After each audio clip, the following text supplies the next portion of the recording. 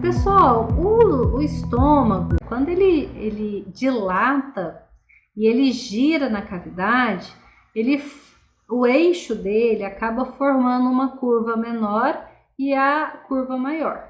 Da curva menor, ele vai se prender com o fígado, o antigo mesogastro ventral. E da curva maior, ele vai prender lá com o baço, antigo mesogastro dorsal. Então, o mesogastro ventral se torna aumento menor e o mesogastro dorsal, com um giro, né? Como ele gira, ele puxa o ligamento chupa, ele dá essa volta enorme, parece um véu, um avental, que é o aumento maior. Então, o aumento menor é curtinho, ele está no eixo da curva menor, e o aumento maior se joga, né? O ligamento, ele fica bem amplo mesmo e cobre ali a cavidade abdominal.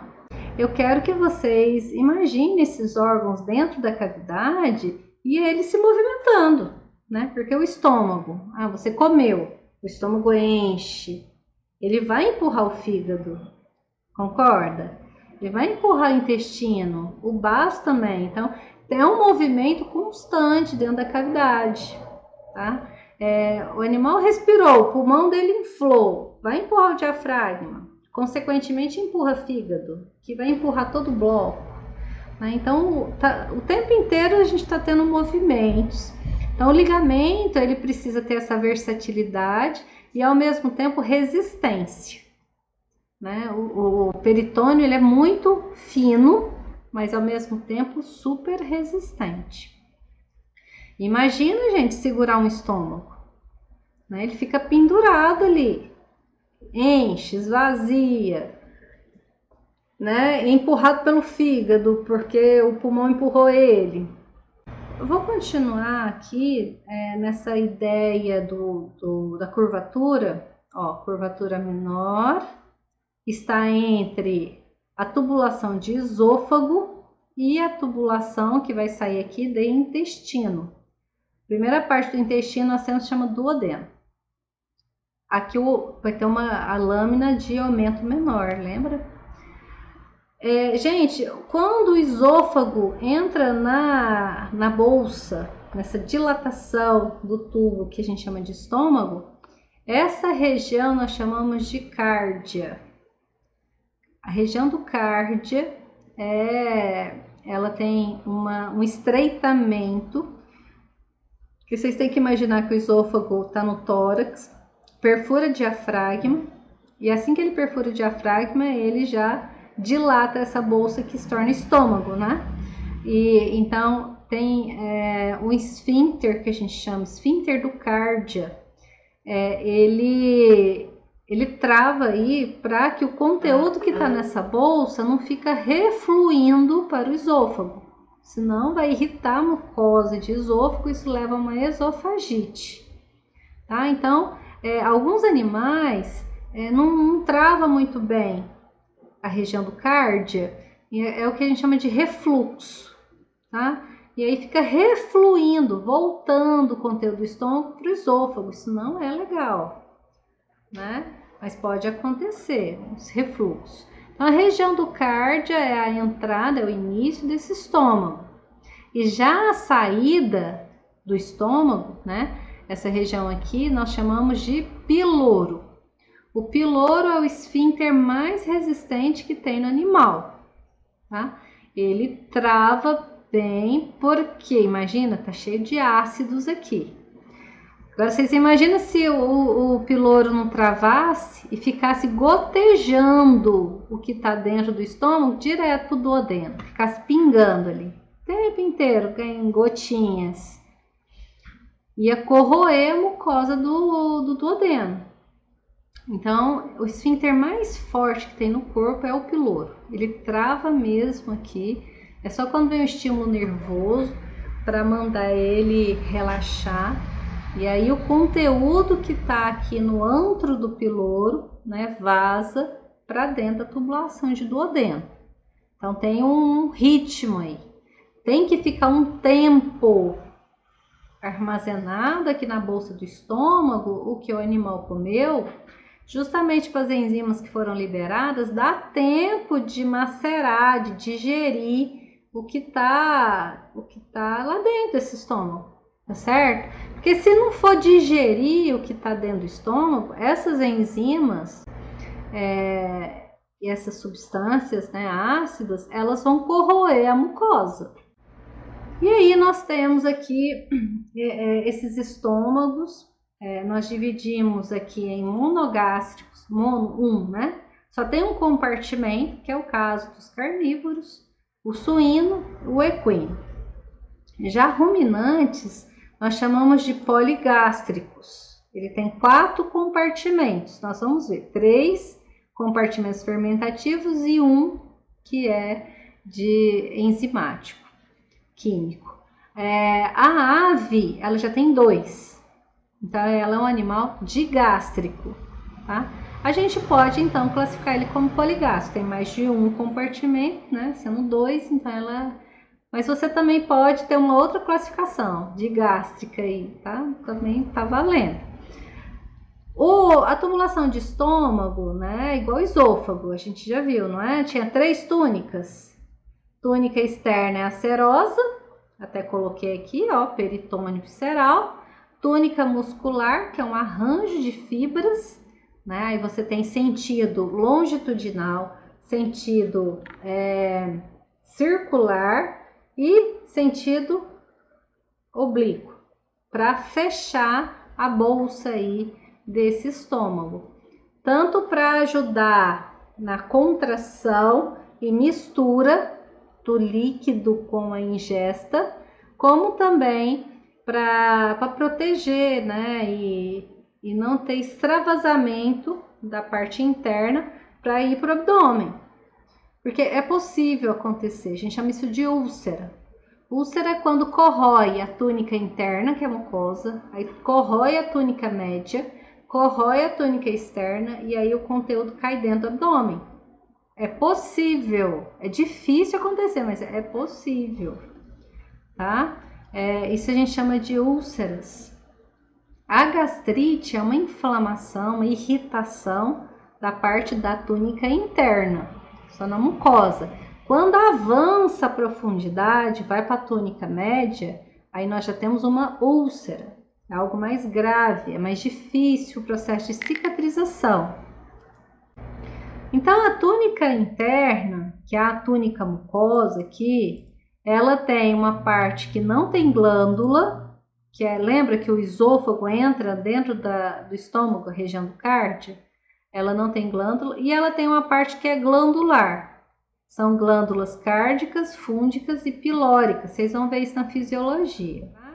Mas vocês vão observar que tem em forma de C ou em forma de J, os estômagos de monogástrico, né? Porque ele tem uma curva menor e uma curva maior, e ela estoca temporariamente o alimento. Quando tem o processo de contração, olha aqui no cachorro, né? Ele vai apertando esse conteúdo, vai chegar no antro do piloro, o esfíncter do piloro se abre e o conteúdo passa para dentro do intestino delgado, no caso aqui do duodeno. Então a gente tem o início aqui, região do cárdia, região do fundo do estômago, a maior parte que é o corpo, a região do antro do piloro e a região do esfíncter do piloro, depois vazando aqui para o duodeno. O suíno, ele tem uma característica própria, que é essa bolsinha aqui, que nós chamamos de divertículo gástrico, é uma característica de suíno. Aqui está mostrando as glândulas, né, as células parietais liberando o ácido clorídrico e as células principais liberando pepsinogênio. Vocês vão ver isso depois na parte de fisiologia, né? E o pepsinogênio precisa do meio ácido para agir, por isso a necessidade do ácido clorídrico. As células parietais vão liberar ácido clorídrico e as células principais o pepsinogênio. Aqui a mucosa, a gente vai observar que ela tem formatos diferentes dependendo da extensão. O corte foi feito na curvatura maior do estômago. Aqui, olha para vocês terem noção da proximidade. O esôfago desemboca aqui, chama a abertura do cárdia, né? E aqui é a região do antro do piloro, é onde vai para o intestino. Então, a curva menor é justamente essa região. Mas, enfim, dá para observar que a mucosa do corpo é diferente da mucosa da região do cárdia, da região do cárdia está aqui, e é da região do fundo, que também é diferente da região do antro do piloro. Espécies como o equino tem bem visível uma linha, chama margem preguiada. A margem preguiada é que separa a região do fundo gástrico da região do corpo. Ela é bem visível, ela existe nos equinos e no suíno.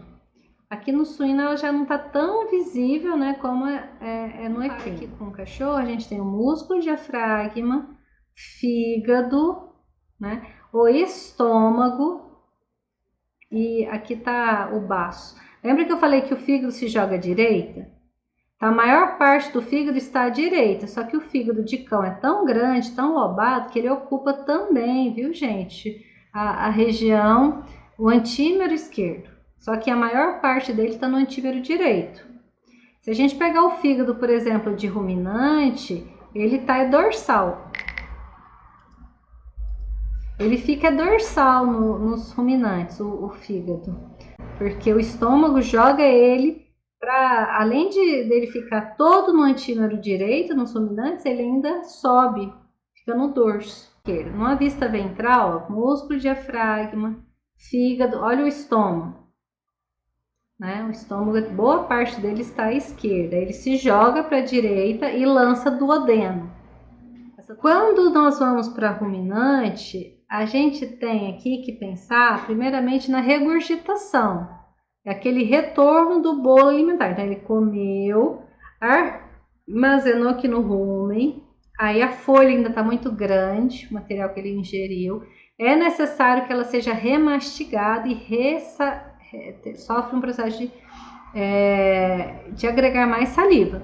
Então, ele volta para o esôfago para ser remastigado no processo de ruminação, que a gente chama. Então, primeira coisa, né, vai ter um estímulo de aspiração.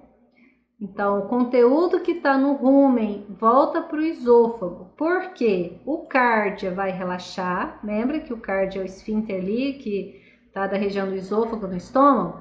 Então, ele relaxa. Quando ele relaxa e tem um aumento da pressão negativa na cavidade torácica, a pressão consegue com que o volume que está no rumen volte para o esôfago e vá para a boca. E aí ele vai ser remastigado. Então ele vai e volta várias vezes. Até, olha aqui, ó, que tá rumen, né? Que tá o esôfago.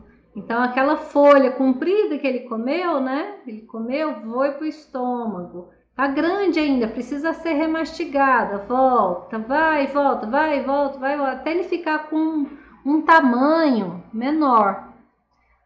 Então, quando a forragem é grosseira, ela fica nesse nível do estômago. Quando ela está em partículas menores, você concorda que a tendência dela é cair? Né? Se ela tem uma folha grande, ela é mais leve, então ela fica na parte superior do estômago, então ela está no nível do esôfago. Ela vai e volta, várias vezes, até essa folha comprida ficar em pedaços menores. Quanto menor o pedaço que vai ficando, mais ela pesa. E aí ela vai para um outro nível, que a gente chama o material triturado finamente. Então aí, como ele baixa o nível aqui, ele consegue ir para o retículo. Entrou no retículo, ele vai ao maus, segue para o abomaso, tá? Então, quem vai definir se volta para ser remastigado ou não na boca é esse sobrenadante dentro do rumen. Saco dorsal, saco ventral. Saco caldo dorsal e saco ventral. saco, cego, caudo ventral. Então, são 4 compartimentos que eu mostrei. Além do mais, tem uma quinta aqui, que é o átrio do rumen, tá? Entre o rumen e o retículo. Essas bolsas, essas cintas primeiro aqui que eu mostrei, elas apertam de tal forma que viram esses compartimentos e elas são muito fortes. A túnica média, que a gente chama de pilar, né? Ela é extremamente resistente e forte, é muito muscular isso. Dá para você ver aqui, ó, a parte interna, esse aqui é uma cinta, ó, é um pilar. O pilar longitudinal e aqui, ó, eu tenho um pilar coronário. Olha de novo o coronário aí, hein, gente? Vamos lá. O pilar que a gente tem na longitude do corpo, ó, bem aqui, ó, vocês estão vendo, tem uma cinta? Tem uma cinta e aqui tem outra cinta. Externamente dá para ver um sulco. Internamente esse sulco, você tá vendo esta projeção aqui, ó, um espessamento da túnica média, da túnica muscular. Nós chamamos aqui de pilar longitudinal, direita e esquerda, tem dos dois lados, tá certo? Então, aqui vocês estão vendo esse pilar longitudinal, na longitude do órgão, tanto do lado direito como na volta do lado esquerdo. E já esse aqui, ó, é o pilar coronário, é a história da coroa lá. Porque aqui não parece uma careca, ó, parece uma cabeça. Então, essa cinta que aperta aqui, ó, né, a gente chama ela de coronário. Aí você tem o pilar coronário dorsal e o pilar coronário ventral. Aqui a gente está vendo, porque aqui é uma vista caudal, né? Eu estou observando caudalmente. A gente vai ver bem isso na prática, tá bom? Não se preocupem. Então, essa cinta aqui é o pilar coronário. Eu estou explicando isso tudo para vocês compreenderem que essa granulometria da ingesta aqui dentro, né? Ela tem essa questão de remastigar, vai e volta, e também da gravidade. Só que tem que misturar. Concorda comigo? Não pode ficar assim. Se você deixar parado o tempo todo, é claro que a água vai pesar e vai ficar totalmente aqui embaixo, a zona líquida, né? E é claro que o que é mais leve vai ficar tudo em cima. Isso é perigoso. Por quê? Primeiro que pode ressecar a parte dorsal, que o líquido vai ficar tudo embaixo. E outra, pode entupir aqui a região do esôfago, com esse tanto de matéria seca, essa parte maior, né, da folha, pode entupir aqui. Então, isso não é legal. Tem que revirar, tem que remexer. E quem faz essas viradas, é que nem a professora falando, parece uma máquina de lavar, e é isso mesmo que acontece, ela fica, essa musculatura dos pilares vão contraindo. Vocês imaginam, ó, pilar coronário ventral contraindo o pilar coronário dorsal. Empurra o líquido que está aqui caudalmente para ir cranialmente. O pilar aqui longitudinal e o acessório contrai e joga o que está aqui ventral, vai para o dorso, tá certo? Então, vocês imaginam esses pilares contraindo de uma vez, todos eles. Então, você tem um ciclo, né? E esse ciclo, a gente consegue até auscultar ele. Se a gente botar um estetoscópio, você ouve, parece uma cachoeira. Porque na hora que tem a onda de contração, mistura. Esse líquido que está ventral, ele joga para cima. A hora que ele tá lá em cima, ele pof, cai, né? O som que você tem é justamente de uma cachoeira. Então, esse tem um ritmo, né? Periodicamente, esses pilares contraem e revira tudo. É necessário que isso aconteça. Principalmente porque aqui a gente tem um processo de simbiose com vários micro-organismos que estão povoando essa região e pega essa matéria verde, essa matéria que foi ingerida pelo ruminante, para transformá-la em substâncias que são absorvidas pela mucosa ruminal, que nós chamamos de ácidos graxos voláteis. Está escrito aqui. Então, os ácidos graxos voláteis é a fonte energética do ruminante. Esses micro-organismos vão produzindo esses ácidos graxos voláteis e a mucosa, olha que linda a mucosa aqui do ruminante, né? Parece um tapete. Olha as projeções da mucosa. Lembra que eu falei que quando aumenta, né? Tem muitas vilosidades, frangeamento, quando franze, é porque a ideia é aumentar a superfície de contato. E aqui é para absorção desses ácidos graxos voláteis, tá certo? Então, a mucosa toda do rumen, ela é bem preguiada, né? Justamente para absorver essa energia aí, né? Esses ácidos graxos voláteis. É diferente dos monogástricos, né? Porque os monogástricos, a fonte energética é basicamente glicose. Aqui são esses ácidos graxos voláteis, tá certo? Né? Quando ele está com uma granulometria menor, aí ele entra no nível do retículo vai para o omástico, vai para o abomástico. Observando essa imagem aqui, pessoal, eu achei bacana trazer ela para vocês. Imagina, são cortes seriados, transversais desse bovino, né? E a gente aqui, a nível de torácica 13, você vai observar ao lado, aqui é esquerdo e aqui é direito. Também, todas elas, né? A esquerda e aqui é direita. Então, o estômago está à esquerda, à direita a gente vai ter aqui as folhas do omaso. Aqui a nível de lombar 3, você continua vendo aqui, ó, o rumen, né? O rumen, ele lembra que ele tem um saco, ele tem saco dorsal e saco ventral. Quanto mais caudal, eu já chego aqui no saco cego. Vocês lembram daqui, ó? Saco ventral, saco dorsal. Saco cego, caldo ventral e saco cego, caldo dorsal. Tudo bem? Então, aí eu vou ter, aqui na nível de lombar 3, os sacos cegos, né? Aqui também é nível de lombar 5. Só para vocês terem uma ideia. E olha os intestinos, tudo empurrado para a direita. Ó, a vida do intestino do ruminante não é fácil, gente. É tudo muito apertado lá para eles, certo? Seguindo, vamos para o retículo. Eu quero que vocês observem nessa imagem, tá bem bacana, né? Olha aqui, externo, diafragma. Aqui a gente tem rumen e aqui o retículo. Olha a proximidade de retículo do coração. Você tem retículo, tá no abdômen, músculo diafragma separando abdômen de tórax e aqui coração.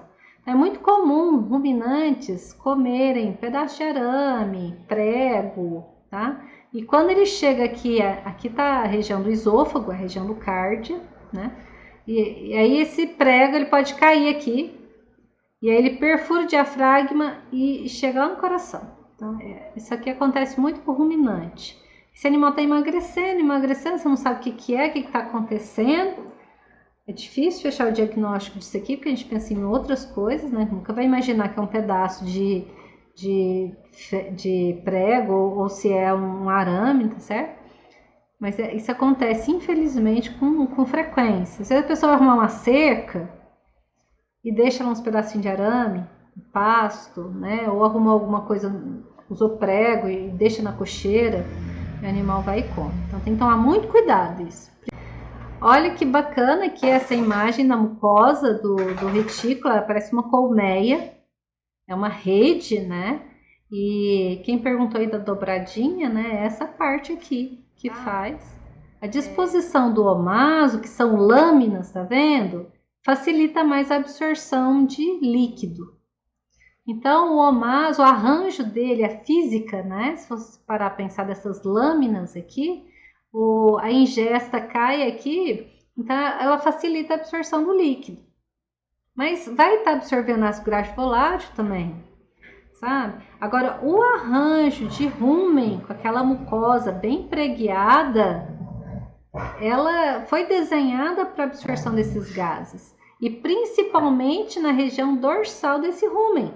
Se você for parar para pensar, as bolhas de gás, elas têm uma tendência a ficarem aqui dorsalmente, porque elas são mais leves. Mas isso não significa que esse gás, estando aqui ventralmente ou na parede lateral, encostou na mucosa, ele vai ser absorvido, entende? Então, agora o retículo, ele está nessa região de transição. Vou voltar para o retículo aqui, né? Ele tem uma mucosa preguiada, mas não tanto igual a do rumen, né? Mas é uma região de transição. Se você for parar para pensar, olha aqui o esôfago. O alimento entra aqui, boa parte dele já vaza para o rumen, mas uma parte vem para o retículo. Só que assim, ele vem no retículo e já joga para o rumen, que é muito grande o material. Agora, se for um tamanho menor de partícula, aí ele consegue seguir o trajeto e ir para o maso. Acho que a função dele é mais aqui de filtro, sabe? De selecionar o que segue para ir para o maso e abomaso e o que continua para ser ruminado, sabe? Essa história de voltar para a boca, descer para o estômago, o rumen, né? E vai e volta, até a partícula ficar menor. Então, aqui, gente, ó, é uma vista dorsal, tá? Aqui é direita e aqui é esquerda, tá? A gente está vendo de cima do animal. Aí, imagina, aqui cranial, aqui caudal. Aqui é saco dorsal, lá embaixo saco ventral. Aqui é saco cego dorsal e aqui é saco cego ventral. Eu inverti, tá? Essa imagem, o que eu gosto dela? Para explicar como acontece a passagem do leite. Em animais jovens, ele é lactante ainda, é um perigo o leite cair no rumen, retículo e omaso. Porque essas 3 câmaras que eu falei, elas foram desenvolvidas para ser câmaras de fermentação microbiana, não tem digestão enzimática. Então, se o leite cair dentro do rumen, ele vai coagular, e isso é um problema, porque quando ele coagula, ele vai formar grumos, e isso vai começar a entrar em processo de putrefação. E, é claro, vai ter um monte de bactérias ali, e vai levar a uma infecção ali nessa região do estômago. Isso não é bacana. Para evitar que o leite escorra ou permaneça nessas câmaras, foi desenvolvido pelo órgão um túnel de passagem que desvia o leite da cavidade do esôfago, né, na região do cárdia, para vazar direto para o estômago químico, que é o abomaso. Esse túnel de passagem, olha para vocês verem aqui, deixa eu pegar uma seta para facilitar também a visualização. Deixa eu colocar ela aqui. Se vocês observarem, aqui ó, é a entrada do esôfago. E aqui é quando ele vai passar para o omaso, tá? Então, vocês estão vendo que forma um túnel? Esse túnel, ele se forma justamente porque eu tenho a presença desses lábios. Lábios é a parede, né? Então, nesse eixo menor aqui do retículo, que seria na curva menor, né? Forma esse túnel porque esses lábios se encontram e fecham o túnel de passagem do leite. Tudo por causa da sucção, forma uma pressão negativa. Então, quando está em repouso, está de boa, lá os lábios estão abertos, tem a sucção, forma uma pressão negativa, fecha. E aí o leite escorre por esse túnel, direto do esôfago, ele pula ali para o omaso. Tá? Ele vai escorrer só nesse túnel de passagem. Ele não cai aqui dentro do retículo e também não cai no rumen. Imagine, ó, esôfago tá aqui, tá? E aí, pela pressão negativa, vai formar aqui retículo, aqui omaso e aqui abomaso. Então, vai formar esse túnel de passagem do retículo com o rumen, ele vaza para o omaso. E acontece a mesma coisa no omaso e o leite escorre para abomaso. Portanto, toda vez que o filhote vai sugar o leite, e ele precisa sugar, que seja no teto ou que seja na mamadeira. A goteira esofágica é o nome que a gente encontra aí Não é o nome técnico, né? Mas a gente usa esse nome quando tem material de treinamento, de funcionário. Então, alguns livros usam, mas o termo técnico são pregas rumino-reticulares, né? Que são justamente essas pregas aqui. Olha, lá da prega rumino-reticular, ela vai escorrer por aqui, que é a prega do omaso, e vaza para o abomaso. Outra coisa, pessoal, de manejo, que é importantíssimo, você vai fazer algum trabalho com o ruminante, evita posicionar ele com o seu antímero esquerdo para o solo. Procura sempre deixar o seu antímero esquerdo para cima, tá? Você tá trabalhando com casco, tá fazendo algum manejo com animal, tá fazendo uma descorna. Mas se for fazer esses procedimentos, assim, às vezes você precisa virar ele, mas seja rápido. Não dá para você derrubar um ruminante e deixar ele virado para o lado esquerdo muito tempo, senão o rumen vai... A gente chama isso de empanzinamento. Empanzinamento é esse excesso de gás dentro da cavidade, porque ele tem dificuldade para eructar, né? Tá comprimindo ali o rumen dele. Eu quero, com esse slide aqui, também falar uma característica importante, porque a gente tem o abomaso. Se vocês repararem, o abomaso é o estômago químico. Mas se vocês repararem, ele é muito solto. Isso é um problema, principalmente em gado de leite. Porque os animais do rebanho de gado de leite, eles são selecionados, lembra que ela é triangular, né? Geralmente a vaca leiteira, porque ela tem um super abdômen, porque ela tem um super estômago. E aí o rumen dela é enorme e o abomaso fica meio solto. Então é comum em gado de elite, em gado produtor de leite, você mudou a ração, alguma coisa que você fez e torceu o abomaso. Lembra do esfíncter do piloro? Essa imagem é linda, né, gente? Olha que show, né? Rumen. Aí, ó, isso aqui é uma vista direita e aqui é uma vista esquerda. Mas olha na vista direita. A gente tem retículo, omaso e abomaso. Isso aqui é ovino ou é caprino?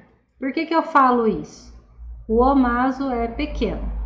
Se fosse de bovino, esse omaso ia ser bem maior, tá? Mas eu quero que vocês imaginem a ingesta percorrendo isso, ó. Retículo, omaso, faz a curva aqui do abomaso. Quando ele chega aqui no finalzinho, o abomaso, pessoal, é a mesma divisão lá do estômago do monogástrico. Tem uma região de fundo, tem um corpo e tem o antro do piloro, mesma coisa. Talvez o que você pode chamar de diferença aqui é a região do cárdia, que é a região do cárdia, que é onde o esôfago entra, é lá entre aqui, né? Infelizmente nessa foto, quando eu tirei, o esôfago não apareceu, né? Mas ele estaria um pouquinho mais, ele tá mais ventral, mais à direita aqui, né? Mas ele vem nessa região, tá? Então ele fica aqui entre o retículo e o rumen. Então a região do cárdia tá aqui. Mas o resto é igual, tá? O desenho também é o mesmo, curvatura menor, então o aumento menor tá aqui nessa região, e aqui a curvatura maior vai jogar aqui o seu aumento maior. Na região do piloro, aqui do ruminante, tem uma característica específica de ruminantes e de suínos, que é a presença que a gente fala de toro do piloro. A gente vai ver isso na aula prática. Não se sabe por quê. Esses animais têm essa projeção da mucosa na região do esfíncter. Então, ela ajuda mais ainda a fechar a região do esfíncter. É uma característica morfológica de ruminante de suíno, tá? A gente vai ver na aula prática. Eu quero também que vocês imaginem esse animal gestante. Olha que bacana que essa imagem desse livro ela mostra que o abomaso, uma vista, agora sim a ventral, tá? Olha aqui a região do externo, o gradil de costela, tá vendo? Ó, externo, externo. E aí você tem aqui o bezerro recém-nascido, ele tem um super abomaso, que é essa parte bege, porque lembra que o leite vai direto para o abomaso, então o abomaso do bezerro é grande, em compensação o rumen é menor do que no animal que está ingerindo, né, alimento sólido. Aí você tem aqui da vaca adulta, compara o adulto com o bezerro, né, a diferença do abomaso. E se tiver gestante, gestante é essa parte amarela que empurra o coitado do abomaso tudo cranialmente, tá certo? Então a fêmea estando gestante, o abomaso tem essa movimentação aqui também. Agora vocês imaginam, uma fêmea de leite, alta produtora de leite e ainda gestante. Confusão que não vira esse abomaso? Não é verdade?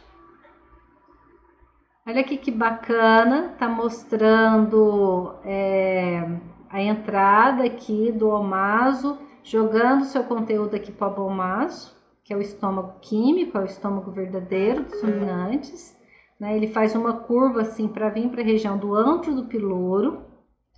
E aqui o esfíncter, ó, o toro pilórico, o torus do piloro, né? E aqui ele é a abertura mesmo para jogar para o intestino o seu conteúdo. Finalizando essa parte ruminante, vamos ver aqui, ó, na torácica, um corte transversal nível de torácica 8, né? Olha o pulmão, você vê o iniciozinho de rumen, o baço totalmente protegido pelas costelas, né? Você já vê início aqui de omaso também, né? Uma partezinha de abomaso. Quando eu vou para a torácica 11, olha o tamanho do omaso. Esse aqui é de bovino. Lembra que eu falei que o omaso de bovino é enorme? Coitadinho do fígado, espremido lá em cima, ó. O rumen já tá maior, né? O seu saco dorsal e aqui o saco ventral.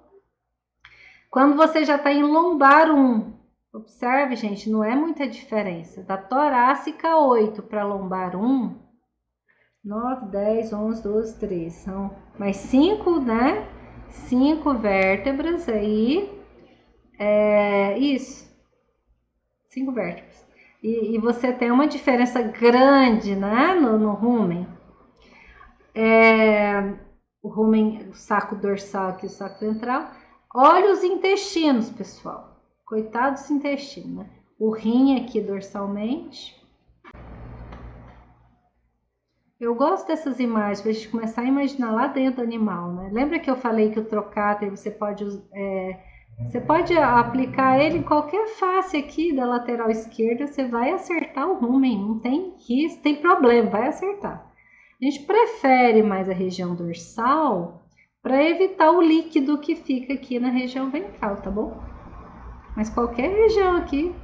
Por isso que a gente elege a região do vazio, que é uma prega, né? A gente observa claramente. Infelizmente não tem uma foto aqui para mostrar, mas é tranquilo a região do vazio, naquele espaço entre o arco costal e a pelve da sistema digestório da ave, que ela é digástrica.